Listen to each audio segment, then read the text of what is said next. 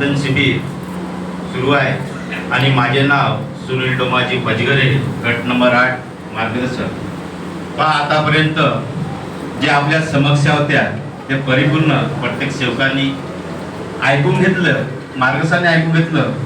पण माझा एक मत असं म्हणते की आपण 12 वर्षाचा जो त्याग येत आहे आणि त्या त्यागाच्या कार्यामध्ये आपण 3-7-11 कार्य जो लिहिले आहे हे लिवायला नको पाहिजे, म्हणून आपले एवढे प्रसंग तयार होत आहेत।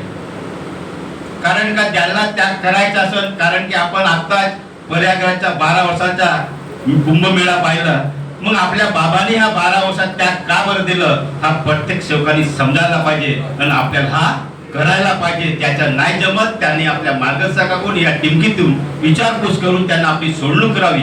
पण हे शब्द इथं लिहिले आहेत ते शब्द मला वाटते का लिहायला नाही पाहिजे, म्हणून हे सगळं प्रसंग येतात। आणि शिव बांधवांनी आपण ज्या दिवशी या मार्गात प्रवेश केला त्या दिवशी आपण आपल्या दुःखाला पाहून प्रवेश केला, म्हणून त्या दिवसाची आठवण ठेवा। आणि राहिला प्रश्न, आपण राजकारण लोकांना बोलावतो, कारण का बोलावतो का इथेही आपण पदासाठी लढतो, पुढच्यासाठी लढतो आणि एका आमदारला बोलावतो तिथेही मला एक नगरसेवकाची तिकीट मिळाल्या पाहिजे, म्हणून हे आपण कार्य करतो। जे बाबाने कार्य केलं राजकारणाच्या दूर राहून ते आपल्याला करायचे आहे, म्हणून प्रसंग आपल्यालाच उत्तर आपल्यालाच शोधायचे आहे, आपल्याला या विचारातून निघायचे आहे, कोणाकडे लक्ष देण्याची गरज नाही। म्हणून प्रत्येक सेवकाने शांत रूपी ह्या मध्यम शिबिरचा ऐकून घ्या आणि जे तुम्हाला उत्तर नसेल मिळाले त्या उत्तराचा पुन्हा सेवून भाऊसोबत बोला।